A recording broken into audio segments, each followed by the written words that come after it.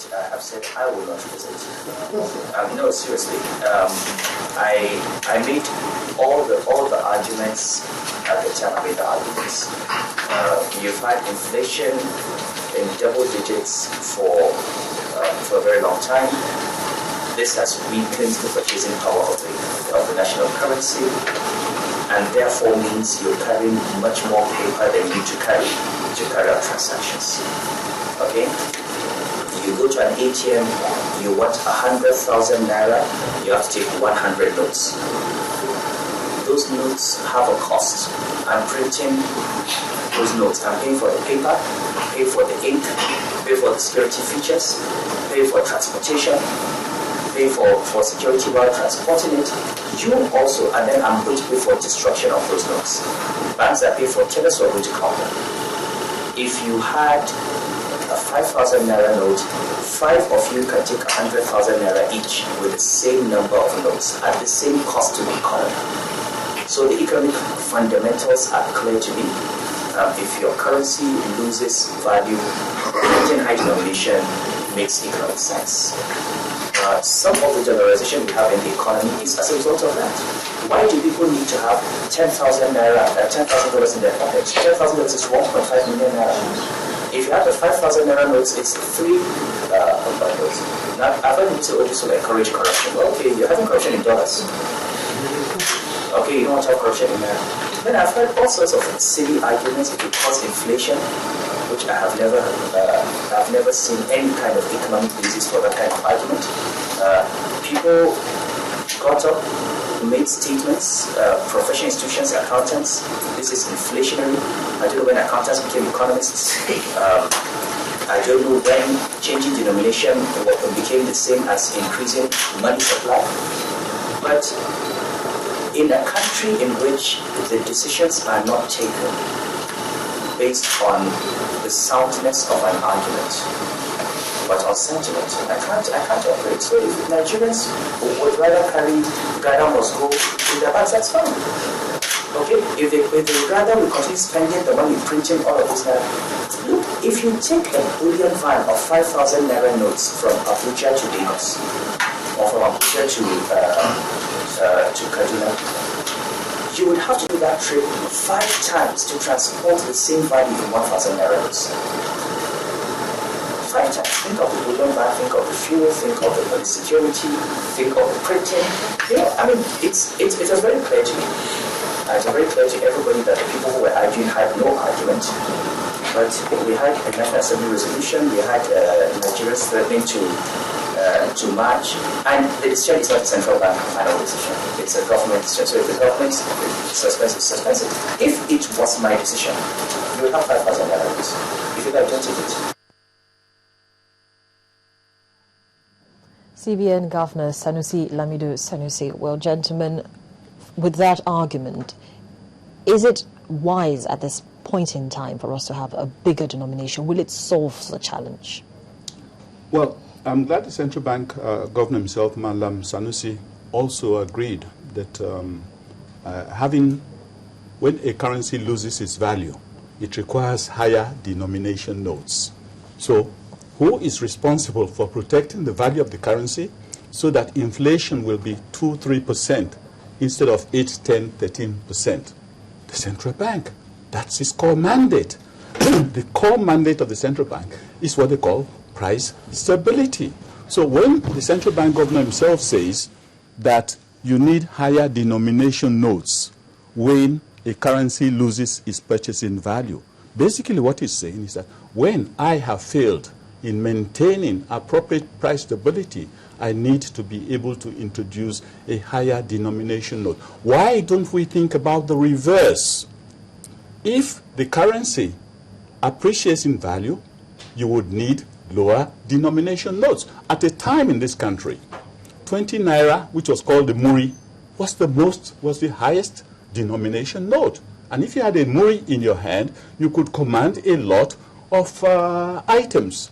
You could buy a lot of things. But as a result of a gradual depreciation in the value of the naira, as a result of our inability to manage money supply in such a manner that we keep inflation, as happens in best economies all over the world. There's no economy that has developed successfully and provided employment for its people and provided the appropriate infrastructure and social welfare requirements when you have indices in the system such as inflation at double digit, interest rate at 20-something%. Nobody contests this. But the reality is, Harriet, I want you to point to any country in the world, even in history, that has managed to survive and develop and expanded its economy to the benefit of its people with inflation rates in double digit, exchange rate stagnation instead of appreciation, and also have interest rates at 20-something% for the real sector. But looking These at are the this things argument, that the central bank is supposed to be responsible for. So a failure of that would necessitate lower purchasing values of currencies, and ultimately you would need higher denomination notes. But if you follow that trend, eventually you'd be asking that we should have 10,000 naira note, 20,000 naira notes, as happened in Ghana before they retraced their steps. Exactly. So isn't that what he's trying to do right now? To try to find an equilibrium, to put us on a certain pedestal before we begin to backtrack. No, because as much as possible, everything he's doing is to ensure that all the system doesn't crash. No, what he's doing is making sure that you can accommodate a lower purchasing power by providing higher denomination notes. But you should be thinking of how do I ensure that inflation remains minimal so that you need lower and lower and lower denomination notes because they have stronger purchasing power. But so far so good. At least our inflation rate is down to about it's still single digit. It's about 8%. At 8%, 9%, or 10%. Well, it's better than having 15 or 20%. I totally agree. It is better, but it is not comparable in any manner with a level that would instigate increased purchasing power for Nigerians, and also that would instigate lower raw material cost for manufacturers. I tell you one thing. If you have 8% inflation and you celebrate it, do you know what that means? It means that if you had 100,000 naira today, in 10 years' time at 8% depreciation, that your 100,000 would only be able to buy you less than 10,000 naira. That is the reality.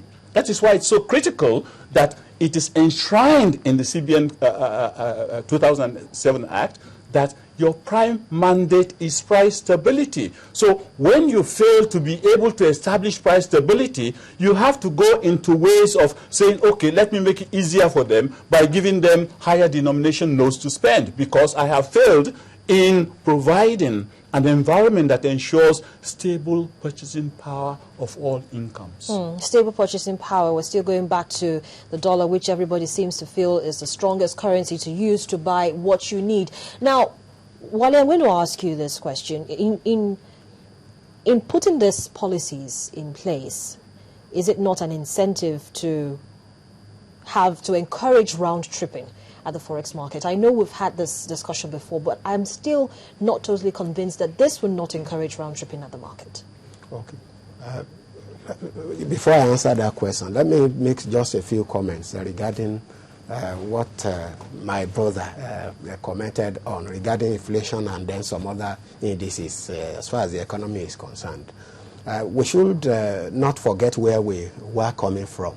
I'm happy you agreed that, okay, inflation is down to about 8%, 8.2%. And for over 3 months now at about 4 months or so, about single digit, which had always been the goal that, look, we want to maintain inflation at a single digit. No two economies are exactly the same. I mean, anybody would love to have inflation at even 0% if it were possible. But the reality of it is this. The central bank is saddled with price and exchange rate stability. And one of, as well as if you take a look at, interest rates, you want interest rate to be extremely very low so that manufacturers can borrow. Not just manufacturers, every part of the sector can borrow. Yes, every part of the sector, but majorly, those in the real sector of the economy. But what we have seen, I give an example here. We saw interest rate at 3%, 4% for 2 years. It never changed the borrowing profile of manufacturing industries. I was not in this country. 3% for borrowing? I don't think that happened in this country. Okay. Please go and check when interest, when MPR was moved to 4%.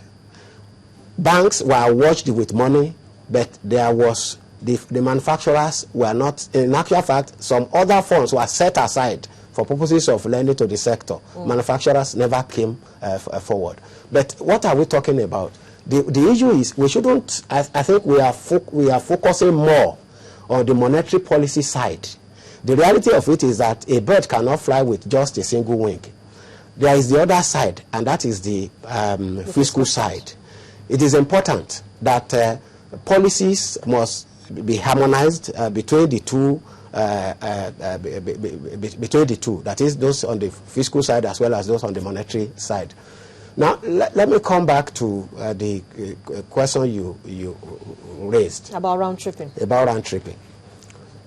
Based on facts and figures on ground, usually the benchmark that is used is that if you have if you have a price between the official market and then the parallel market exceeding 5%, it becomes an incentive for those who round trip. And I will tell you largely what central bank has been doing from time to time. It sets a band.